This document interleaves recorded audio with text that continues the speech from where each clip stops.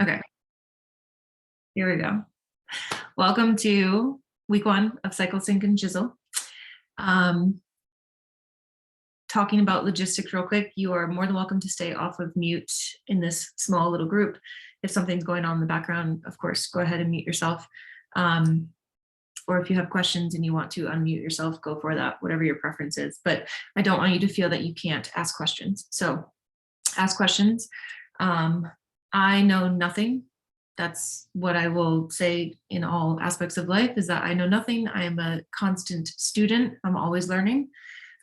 So I'm not afraid of saying I don't know. So if you ask me a question and I don't know, I'm not going to fake it. I will tell you I do not know, and we will find an answer.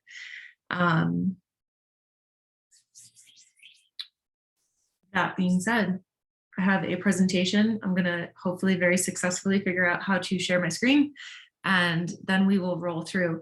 Did everyone get, actually, have you seen that in the on-demand library, there were 3 videos released for this?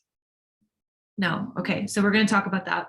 I'll get this presentation up and we'll talk about that. Okay, you're not missing out on too much, but what those recordings are they're meant to be small little snippets of what's to come in this bigger lecture, in this longer lecture. Okay, so it's an intro to the topics for the week. There were no PDFs or anything to go along with today's lecture, but moving forward, there will be PDFs. I like little things that I can like hang you. If you follow me on Instagram, I do my mirror with my affirmations. I really like helpful little snippets that I can look at every day. For instance, in my bathroom, I have a little collection of like skincare routine in accordance with hormones. So you'll have access to that kind of stuff as we get to each of those week by week. This week, there were no PDFs, but we'll get into that. Okay. Share a screen. Let's see here. Start share. I'm going to talk myself through this. There we go. I think I did it. Guys, ladies, I think I did it. Was that successful? Do you see that? Awesome. This is a big moment. Cool. Okay, here we go. So week 1. Oh, is it not gonna? Oh, there we go. Okay, so week 1. What we're going to talk about is, we'll do a little intro, but then the ins and outs of your cycle, signs of hormone dysregulation. So signs of when things are not going according to plan. What is a hormonal reboot? And then some tools along with a little tiny bit of homework. I know we all have really busy lives, so it's not going to be too much, but a little bit of homework. Okay. All right. Let me just move that out of my way. All right. So my name is Carrie. I'm here in Boulder, Colorado, originally from Western Mass. I moved out to Colorado about 9 years ago. Have been a trainer here since then, was a trainer back in Mass as well. But I recently became interested in hormones because of these things right here. So I'm 36 years old, and I started to really like, for somebody who feels very in tune to her body, I was like, I'm doing X, Y, and Z. Things should be relatively like smooth, but I'm still experiencing mood swings. I'm still experiencing like these really pretty shitty afternoon energy dips. I have these expectations that are very unrealistic of what I should be accomplishing day in and day out, which then like led to actually like more mood swings, or just like states of depression of just like, why am I not accomplishing what I need to? Sometimes I would, and then other times I wouldn't. Hormonal acne. I've always had this little area right here, specifically on the right side of my chin, that tends to be a hormonal acne area, as opposed to like the forehead and whatnot. So I was like, well, you know, what's going on? That's something, right? And then really what sparked it most recently, because all of those other things, I was like, oh, these are normal, was that my mom had such a terrible time with perimenopause and menopause. She's 68 and she still deals with quite a bit. Hot flashes. She's had a full hysterectomy. she just dealt with a lot of issues that I was like, if there's something I could be doing right now to prevent that, to have a smoother, easier transition, I want to be on top of that. And that's really where I started to deep dive into this. And that's when I realized that these other things that I listed that I was experiencing, what I thought were normal pieces of being a woman actually are not. And so those are all signs of, we'll learn later, but those are all signs of hormone dysregulation or your hormones being out of balance. And we don't actually have to be struggling with those things. Yeah. So my hopes for you in this course are to help you balance your female hormones, to prevent cyclical symptoms, so what we consider PMS, right? And to improve libido and fertility. And here's an important piece. I'm somebody who currently does not have a desire to have children. I love them. I will watch yours. I will hold yours. I will play with them, and then I like to give them back. I personally do not have a burning desire to have children. So I've always seen this part, the importance of fertility, as like, that doesn't apply to me, but it does, because we want to have as healthy of a cycle for as long as possible. The healthier your cycle is, the improved chances of increased fertility, if that made sense. I think I lost my English there, but we want to have a very, very healthy cycle, and that is a pathway to an easier path into perimenopause, right? So if I have the best cycle possible, despite not wanting to have children, I will increase my fertility. I'll have better fertility, but also my end game is that I want to have an easier transition into perimenopause. So fertility, even though I don't plan on having children, does apply to me. Obviously, if you're having, hopes of having children, then we obviously do want to focus on that. And I think every woman I know has dips in libido. Dips are normal. You can have little dips, but when it's chronically low, that's something that we do want to address. We would like to improve that. And ultimately, in this course, you'll be building awareness. We'll be giving you tools for your toolbox, and we will eventually be learning how to really be in flow, right? So this whole idea of cycle syncing helps you to be in flow. If you are familiar with flow state is a magical place of being where literally everything is in flow. And when you live in accordance with your hormones, you can get to that in a more consistent day in and day out basis, which is really, truly beautiful. So we all want to be there, okay? All right, this is the tech chat that I was talking about earlier. So some of you have had some issues with logging in, or you had purchased a subscription and then it was telling you that you still had to purchase. When that happens, refresh your browser, log back in, and you should be fine. And if you've experienced that, you're probably fine now, but that has come up for a few individuals, okay? If you want to be a part of these, then any of the lives, whether it's this or the workouts, you do need to sign up for class prior, okay? Then you get a link from Arquetta in your email.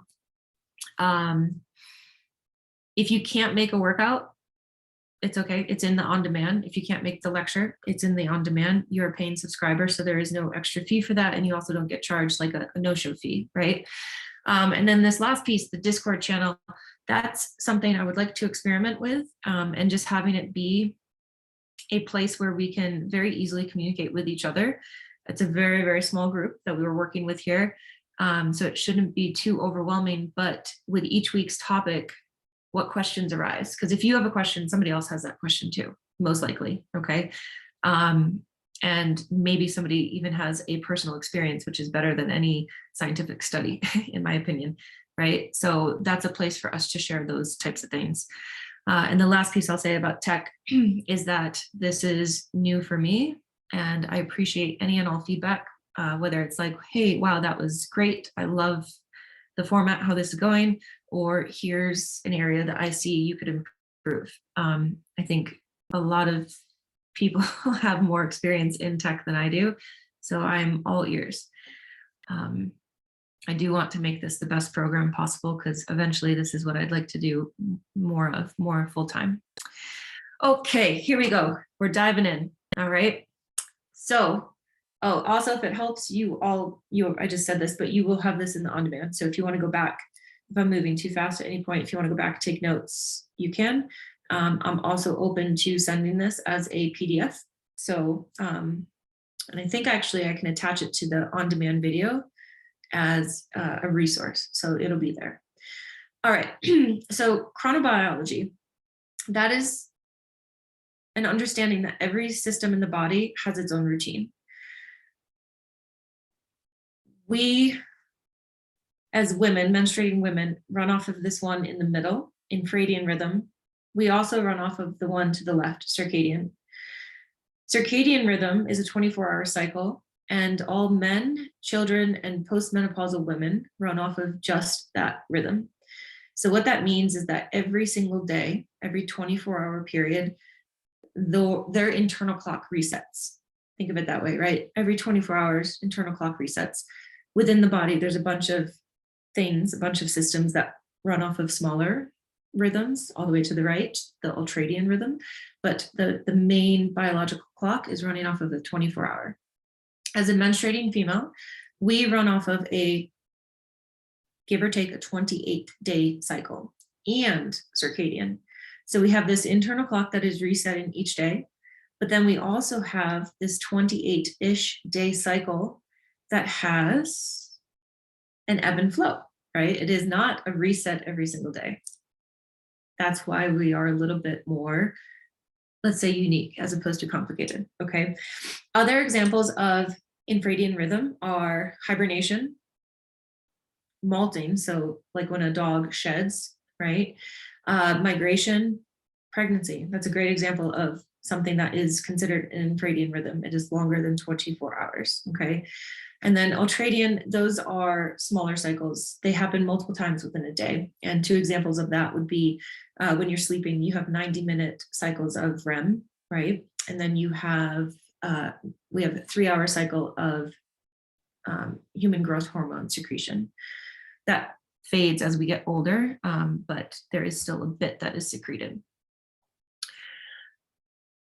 Part of the issue is that we as a society, as a world, really run off of circadian rhythm. So how we operate day to day has been written by men.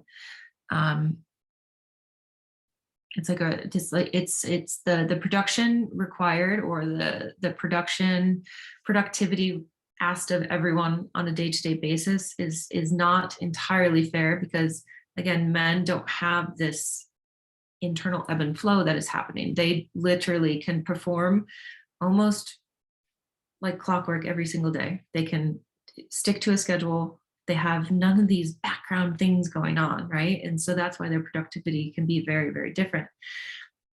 Hint, just to inform you, that if you get into cycle syncing and you really do live in sync with your cycle, you can dip, have less productivity, you can rest, and then as you naturally rise back up, basically explode with creativity and ability to communicate and get shit done, right? So if we actually just allow ourselves to rest and to become maybe a little bit more introverted for a short period of time, all of that, you can then have higher productivity, right? One of my complaints, one of my symptoms was that I was getting upset with myself for not having a constant state of productivity. And then really that would just put me, it reduced my overall productivity, because then I'd get in my head about it, right? So if I could just allow myself to rest, or to have off days, days where I didn't sit at a computer, days where I maybe like just played outside, the next day I could have greater productivity, right? I don't know if you do know this, but women are not commonly used in scientific studies, especially ones that have to do with like testing of the body. In my knowledge, we'll talk about like sports nutrition and workouts. So all of the studies that I read are mostly based off of male study participants. And that is because, one, women can birth children, so they need to produce women's reproductive organs. Two, it's because of our infradian rhythm, right? It's because we are not a constant test subject. We have way too much variability, right? So we are much harder to test. So to me, that's kind of a lame excuse, but that is why women are not used often in scientific studies.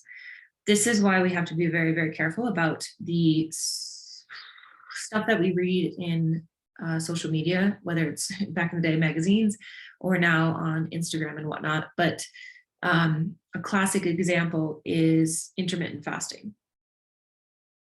Everyone knows about intermittent fasting, whether you know the details or not. I'm sure you've heard of it. Same with keto. But let's specifically talk about intermittent fasting real quick. That is not ideal for a female who is still menstruating. It causes way too high of a spike in cortisol, which then leads to fat storage. So it's actually not ideal for menstruating females. It is ideal for a woman who is in menopause, right? When she's back to a circadian rhythm, she can have beautiful benefits from it, but not if we're menstruating. And to each their own. If you are somebody who practices intermittent fasting and you have found success with it, then that's wonderful. But in general, based on a woman's body and her hormones, it causes a spike in cortisol, which then leads to fat storage. So that's just an example of like women not actually being included in studies and us getting information telling us that this applies to everyone when it really doesn't. Okay. Okay, dropping into the ins and outs of your cycle. Okay, so there's 4 phases to your cycle. And again, a man designed this, or a man categorized this. And a man decided, if we look at this wheel, that days 1 through 7 right up here are the first 1 through 7 days of your cycle. That lasts for 3 to 7 days. Okay. Moving on, you'd be going into follicular phase, which would be days 8 through 11. Then you'd go into ovulation, which is a span of a few days, but there is a peak day of ovulation. And then you would be finishing with the luteal phase, right? Which is about 18 to 25. Okay. The issue I have with this is that when we bleed, that is the shedding of the uterus. That should be the end of a cycle, right? The body is releasing it.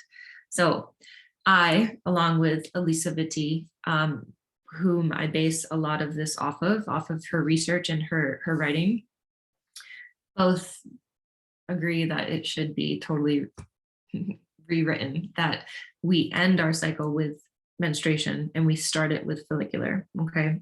But follicular is 7 to 13 days. Ovulation is 3 to 4 days, again, with that 1 day being like peak for ovulation. Okay. Luteal is anywhere from 10 to 14 days, and a bleed can last anywhere from 3 to 7. And this would be like, textbook normal ranges. Okay. So in the first half, you can divide your cycle into 2 halves, first half, second half. The first half you'll often see as written as follicular, and then the second half being categorized as luteal. The first half contains follicular and ovulation. Second half contains luteal and your bleed. A quick rundown of what happens in those 2 phases is that in the first phase, your metabolism actually slows down. So again, this is follicular and ovulation. That if you were kind of in tune and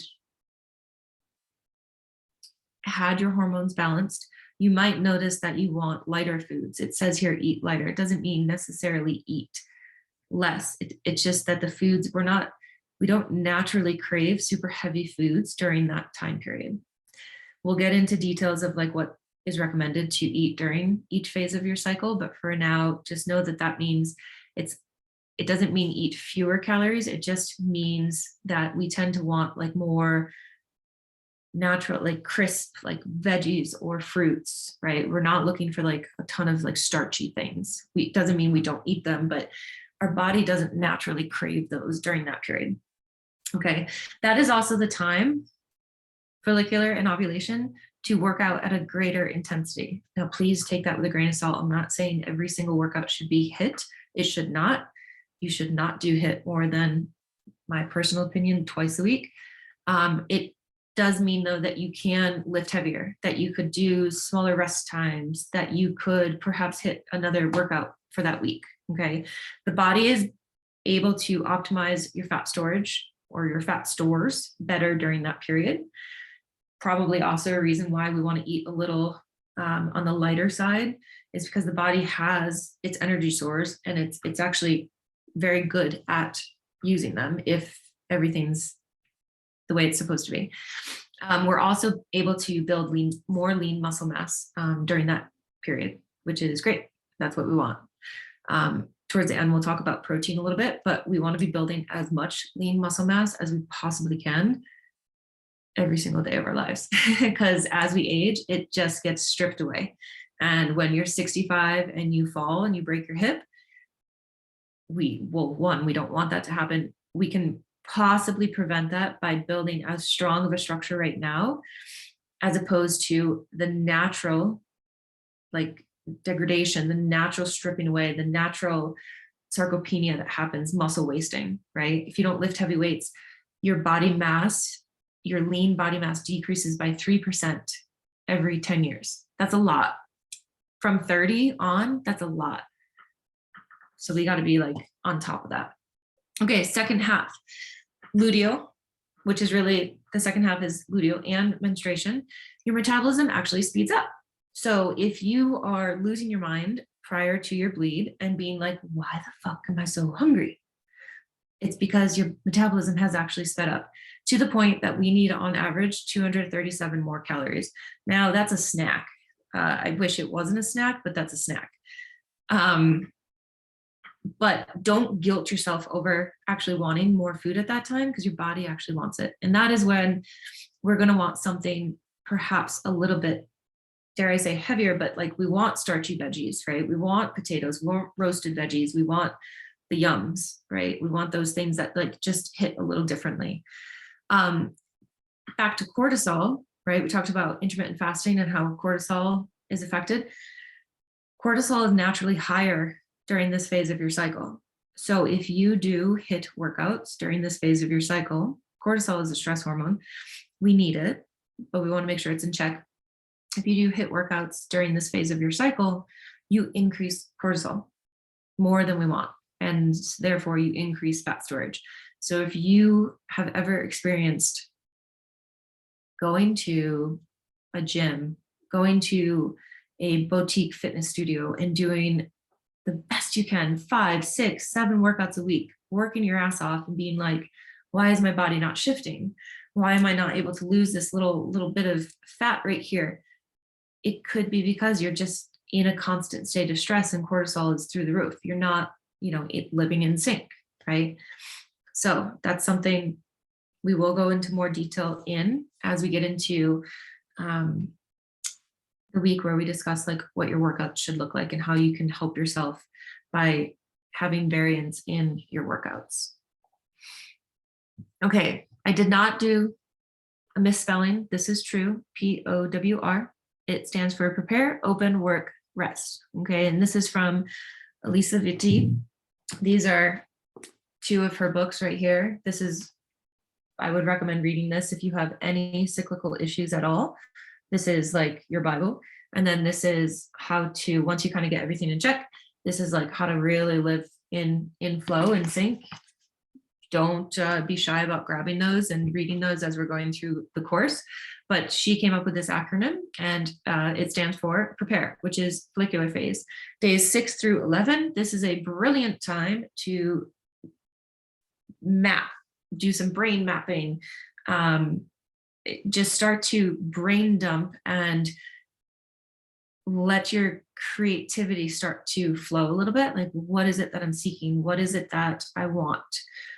What is the path of growth that I'm trying to create here? Okay. And this can apply to all areas of life, but this is a fantastic time to be brainstorming and to be planting seeds. The next phase, the next phase is ovulation, right? And so that's open. That's when we are really great communicators. That's also a great time to socialize. And that does make sense, right? Because if you're ovulating, you want to find the perfect mate. You want to find, yeah, right. So it does, it makes sense. Work is next, and that's your luteal phase. So that's where everyone's a little different. For me, that's where I like really start to like want to put my head down and not be as social, especially towards the tail end of my luteal phase. That's when I want to kind of like putter around my house and kind of like, it says here, finish things. That's where like I want to make sure everything's in place. I want to make sure that like, whether that's here in my home or I want to make sure clients are taken care of, I want to make sure like the little background noise pieces are like, I'm taking care of those so that when I step into this last piece, which is rest, I can truly rest, right? And that's the piece that I think, I know I'll speak for myself, that's the piece I have the hardest time with, is the rest. And when it says days 1 through 5, it doesn't mean you have to rest for 5 days. It just means like allow yourself a little space, a little grace, a little less on your plate if possible, right? That's what that means. It doesn't mean go to the red tent for 5 days. It doesn't. It would be really nice, I think, if we could still do that. But okay, here is maybe too much information, but I do think it's important because in my mind, once I understand this, which again, I'm still learning, right? I don't know all of this like at the back of my hand yet, but I believe that once we know the science behind it, surface layer science behind it, it'll make the whole cycle syncing piece easier. It'll help you understand why we need to regulate your blood sugar, why we need to look at your pathways of elimination, right? Why we need to look at your adrenals, okay? So if all of this is too much, again, you can always come back to it. Many women, myself included, I mean, for the longest time, I did not know the phases of my cycle. Never mind like what happens within them, right? I think it's so important for us to know it's follicular, ovulation, luteal, bleed. Like to know that there's these 4 things that happen. Again, your infradian rhythm. This is why we do this. This is why we are uniquely women, right? Follicular phase, 7 to 13 days in duration. It is days 6 through 11 of your cycle. Again, I personally think that it should be days 1 through 7 of your cycle, 1 through 13. But anyways, that's my own personal opinion. This is where your hypothalamus, which is the control board for everything, right? That signals your pituitary gland to send follicle stimulating hormone to your ovaries, which causes the release of an egg. Your egg follicles swell in preparation and the uterus begins to thicken. And that's due to estrogen. Okay, we'll have a graph coming up too of like what hormones are rising and when. Okay, ovulatory phase. It's 3 to 4 days in duration.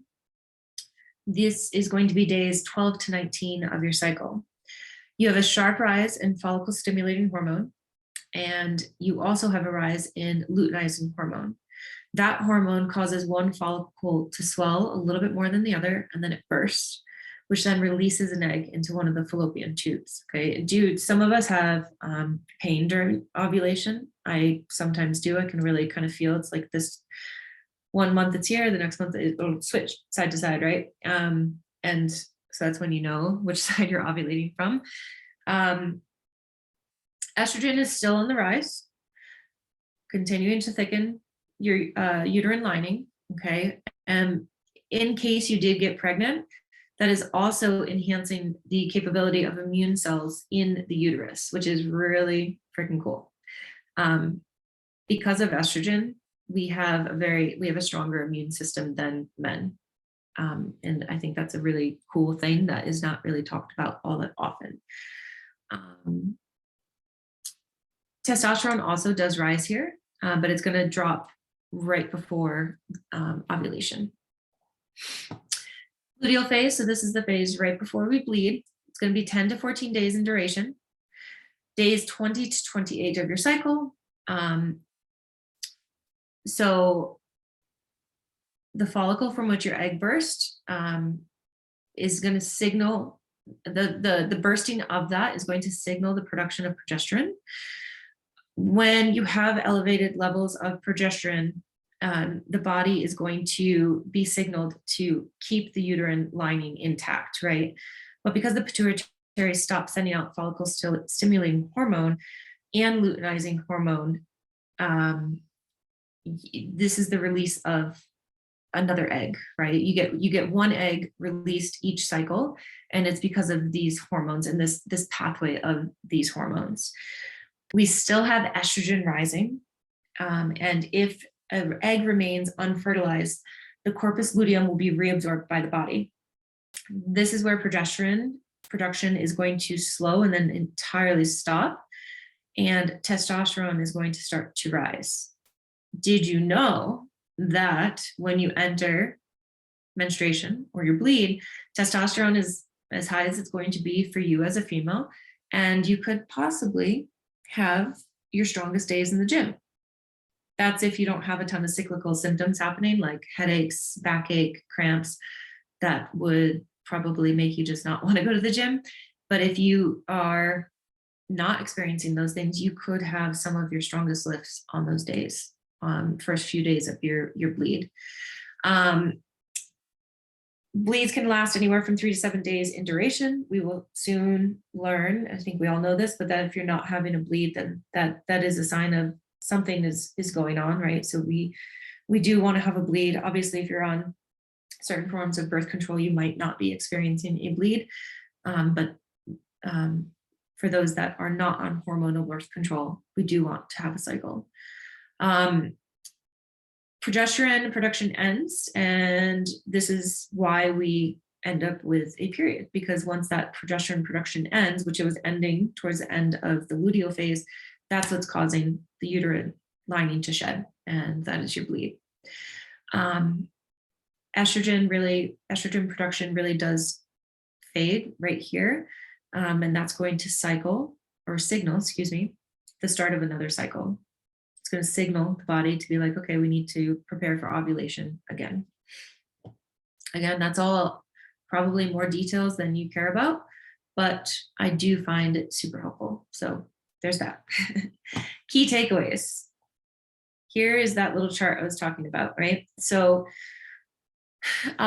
this blue one, I think this is interesting. This blue line here is testosterone, and you'll see that it has a little bit of a peak around, actually its greatest peak around ovulation. And I do find it's a little difficult to see on this chart, but the right end, right at the end of luteal phase, again, right before you're going to bleed, it does start to rise again, just a little bit. It's never going to be anywhere as high as these other areas, other hormones, okay? It's never going to be that high unless, of course, there's an imbalance, but it does rise a little bit more than what's shown here on this chart. Estrogen peaks right around ovulation, does a drastic dip, and then starts to rise before it dips again. And then we have progesterone, which is almost pretty constant throughout your follicular phase into the start of ovulation, where it does start to rise.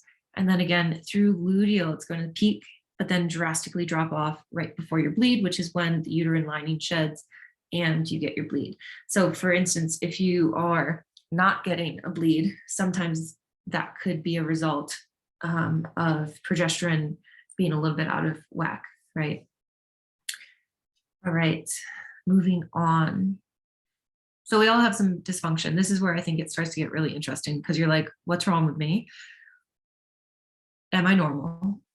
We all have these questions, right? And unfortunately, we've been told that everything we experience is normal, but it's not that it's not normal, but you don't have to live with it, right? We can actually be in a better place. So let's start to take a look at what these things are. So there's going to be 3 areas. The first one is metabolism and stress. I'm not going to read all of these, you can see them, but of this list, I think I've had almost every single one of these. Truthfully, my mom gets terrible migraines. That has not been me. I don't have unwanted facial or body hair. I have had weight gain. I have not had hypothyroidism or metabolic syndrome or diabetes or insomnia. All the other things, check, check, check, check, check. I've had them all, right? And all to varying degrees throughout my life. Since learning about hormones, just about all of those have drastically, I want to say decreased, but they've like the occurrence of them has improved so much. It says chocolate cravings, right? That's a sign. You can have a desire for chocolate, but have you ever had those times where it's like you just can't stop? You just want more and more and more. Like that would be an example of this. So don't think something's wrong just because you want a piece of chocolate. It's like those times where you're just like chocolate is on the mind and it's just not stopping, right? That would be a sign of that. The binging and skipping meals part, those two basically go hand in hand, right? If you're skipping meals, you're going to get to a spot where like your blood sugar really drops and then you're going to binge. And what that does is it causes a rise in your blood sugar, but then a drastic drop. So then you want more food, right? So it's that binge eating, compulsive eating to some degree cycle that is pretty guaranteed to happen if you are going to skip a meal, okay? Need for caffeine. Again, one of my symptoms was like just these drastic afternoon energy drops. I was living off of caffeine. I constantly wanted caffeine. I would just fuel my day with caffeine. Since stepping away from caffeine, I still do partake in it, but drastically have reduced that. And it was really scary for me to do so, but I've noticed a huge difference, a huge improvement in my overall energy levels, which has been really, really nice. Okay, another area to focus on, like what's going on with me, are your pathways of elimination. So your digestive system and also your skin and your scalp, right? Those are pathways of elimination. Have you ever had a really stressful experience and been like, oh, I smell different, right? It's like a different body odor. Like sometimes we don't actually usually have like a quite strong body odor, but a really stressful situation. And all of a sudden you're like, wow, that's bad. That's strong. That's because some pathway of elimination, usually here in the gut, something here was backed up. So it caused this pathway to be backed up, right? Same with acne. If we're seeing stuff on the surface layer on the skin, our biggest, largest organ, something in the gut is not going on. Something's not working correctly. And so we need to really start to look at what's happening in the gut. This course is not meant to be a medical diagnosis for anything, right? These are all just supposed to be, a glimpse into that is going on for me, bring awareness to it. Let's see what we can do. And if we need to, we'll go get help elsewhere, go for a deeper dive with some type of medical help, right? But truthfully, a lot of this we could probably solve just by following certain protocols, right? That's all I want to say on that one. Dandruff, right? I never knew that, but dandruff is a sign of hormone dysregulation. Okay, and then cyclical. So we're all told that PMS is normal, and it's not. We don't have to deal with PMS. We don't have to deal with cramps. We don't have to deal with painful periods. We don't have to deal with breast tenderness.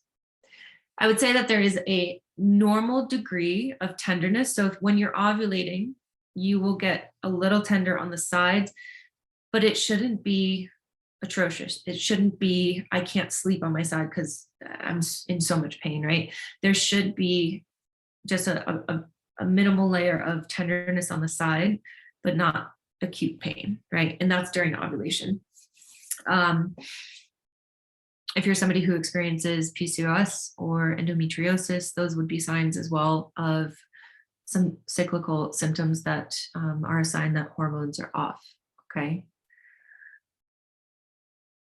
To fix all of that, again, without the use of a doctor, we can always try a hormonal reboot. And what that's going to involve is you learning how to regulate, one, your blood sugar levels. If we can regulate our blood sugar levels, we will have more control over our hormones, which control everything, right? Hypothalamus controls everything. Your variance in hormones is what is causing everything in your body to happen. We just want to dial it in so that they're in this regulated area as opposed to going all over the place, right?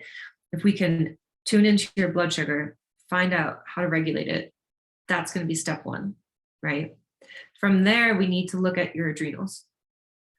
Most of us, whether you're a caffeine consumer like me, or you just have a really stressful life, most of us have adrenals that are pretty worn, right? So we're going to learn what are signs that your adrenals are a little tired, and how do we show them some love? How do we start to take care of them? Simplest things that you could take away from this today are like, are you doing any breath work? Are you doing any form of de-stressing? So breath work, meditation, a little bit of yoga, journaling, anything to de-stress the body. It doesn't need to be a ton of time, but just a little bit. Or are you in tune to when your body is stressed, and what are your practices to bring you back into a more regulated state, right? So from sympathetic, fight or flight, back down to parasympathetic, which is rest and digest, okay? Also simple thing, right? Not having blue light after a certain time. So blue light blockers, something of the sort, because this keeps us in a sympathetic state. I should probably have mine on because it's 7:15. Next, this one excites me.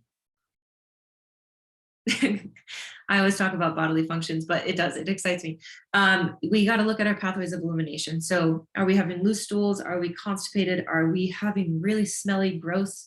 I don't mean to say gross, but like farts shouldn't actually, like, they shouldn't be atrocious, right? If they're really bad, something's not moving, right? So we want to look at that kind of stuff. We want to be honest about it. We do. We really want to be honest about it. Another pathway of elimination is going to be looking at your blood. So whether that's on a pad, tampon, a cup, examining your blood, seeing what your blood looks like, because the color of your blood, the texture of your blood, the viscosity, all of those are indicators of your health. I've shared this before, but your fifth vital sign is your cycle. The amount of information that you can get from your cycle is massive, and just the color of your blood is a huge one. It's a huge part of that. So start looking at that. Start just taking note. You don't need to know what the colors mean yet. You will learn, but just start to build awareness over that, okay? And how it changes throughout your cycle as well, okay? And once we have those three pieces under our belts, that's when we can really step into cycle syncing. So we need to find harmony in your blood sugar, your adrenals, and your pathways of elimination to the best of our ability. We might not nail it. In fact, we're probably not going to. There's probably always going to be a little piece that's a little off. When we get stressed, here I was like launching this, sleep was off, definitely participated in a little bit of extra wine. I just went on a road trip, right? Things weren't exactly picture perfect, but the awareness is there. And I can be in sync with my cycle and know that, like, okay, so this was a little off, so I can counteract it by doing certain actions, right? Does that make sense? So we want to look at these three pieces first: blood sugar, adrenals, and pathways of elimination. And then we can really step into cycle syncing, okay? The adrenal piece also, as well as, I mean, really all of it, all does relate to exercise. Like, we want to have stable blood sugar levels. Working out helps with that, but some of us don't fuel, and we can have a really like low blood sugar dip prior to a workout, which is not going to affect us in a positive way during the workout, nor after, because the body can't regenerate, it can't rebuild if blood sugar is low. If your adrenals are overtaxed and you are just in the gym crushing it all the time, at some point you'll learn that you can't do that. Like, you just hit a brick wall. But if you are overdoing it, you're not going to see results, right? You might mentally feel good, like, checkbox, I'm doing this, releasing happy chemicals, but your body might not be giving you the results that you're seeking because, again, the body's too stressed, okay? All right. This is cool. We have 15 minutes left, and here we are. Last slide. So here are some tools for you.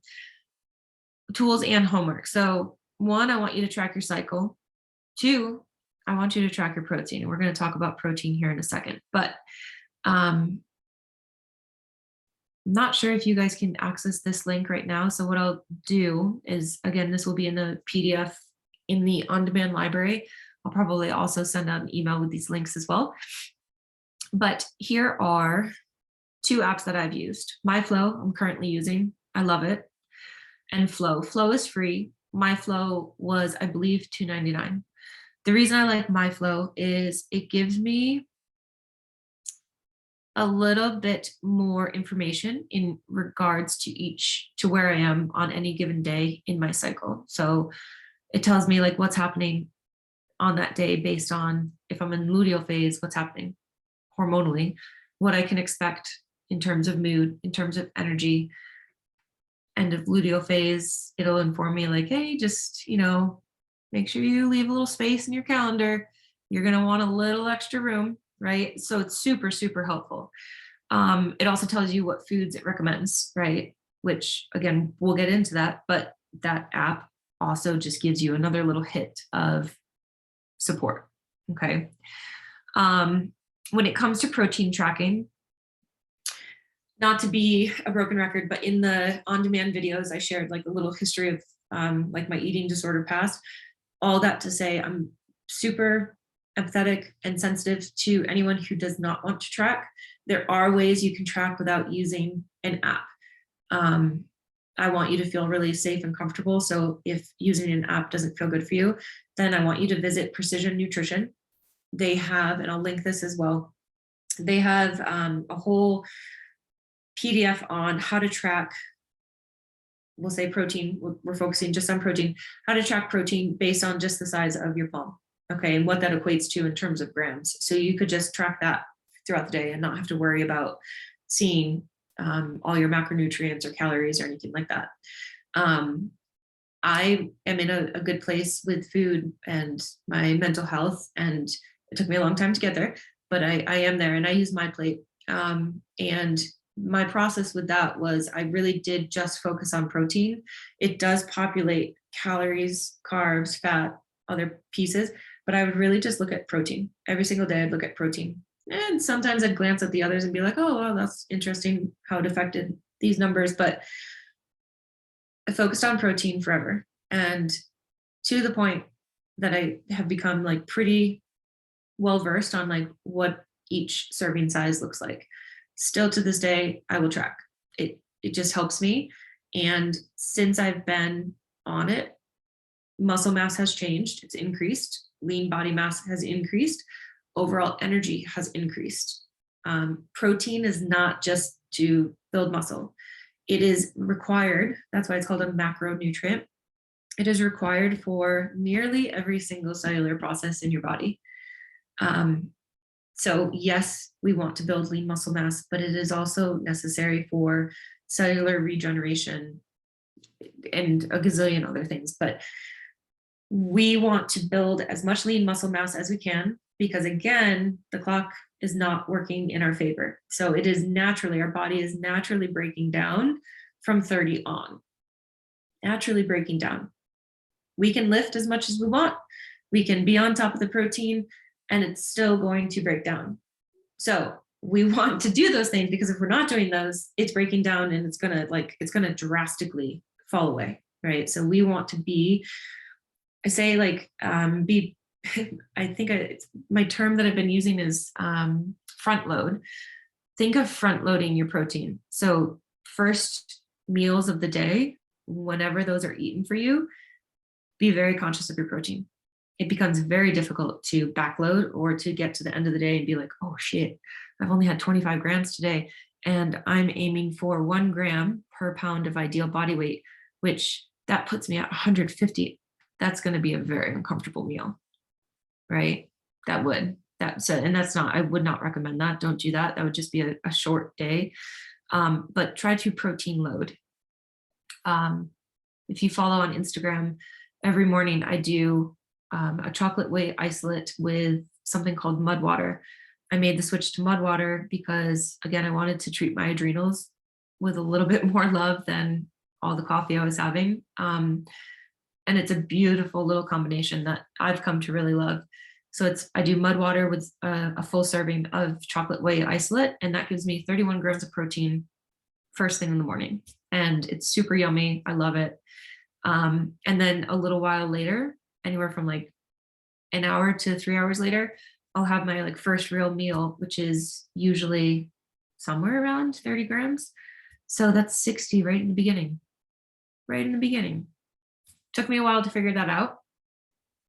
Took me a while to like have the awareness around it, but it is possible. Okay.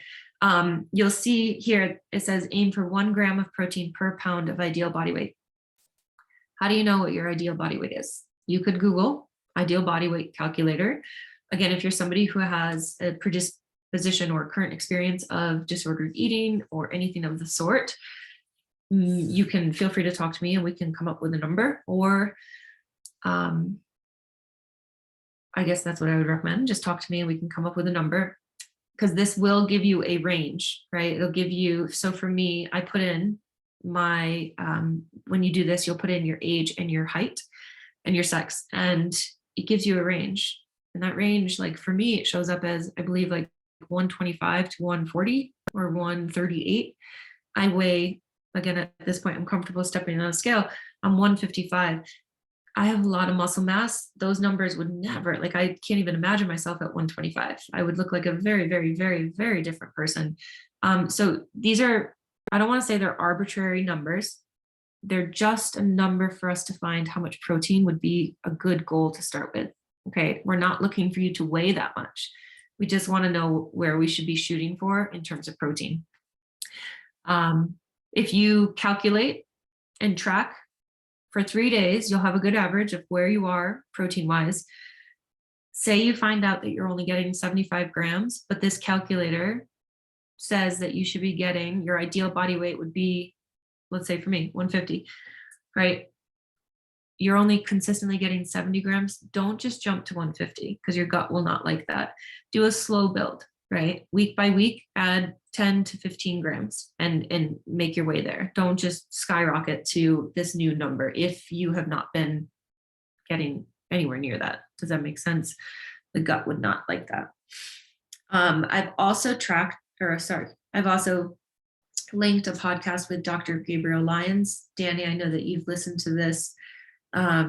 She's very, very well versed in the world of protein. That is her area of study, as well as, I want to say geriatrics, but it's not, but she does work with an older population. She's the woman who knows all about how we need to be so proactive in terms of fighting the natural breakdown of our body. And it's also of our mind, right? So these two pieces, body and mind, we need to be as proactive as possible. It's a very, very simple, easy to listen to podcast.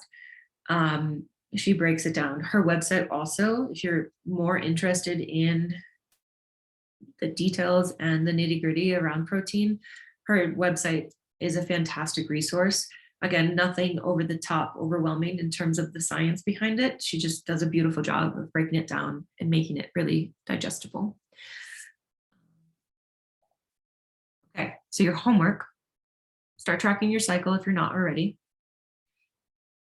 And then I want you to be tracking protein. Okay. One little bit, I'm going to close this, stop the share so that we can just go into a normal. There we go. If you want to unmute yourself, you totally can. What was I going to say about protein? Oh, the tracking. I find it easiest to, like, just before I eat, I track. And that's not to dictate what I'm eating. It's because once I finish eating, I just want to go. I want to like just be on my way, right? So I find it much, much easier to just do it right before I eat. Oftentimes in the morning, as I'm getting ready for my workday, I'll go ahead and track my breakfast and the lunch that I've already prepared, right? So again, when I'm with clients and whatnot, I don't have to worry about tracking anything. It's like, it's already in there. When I come home for dinner, I can track it, okay? At this point, I would like to open up for any questions that you may have. A little forecasting. Next week, we will be going into flow blockers. So what things disrupt your flow? What things disrupt your blood sugar? pathways of elimination. What's wrecking your adrenals? We're going to dive into that. Okay. Okay. What question?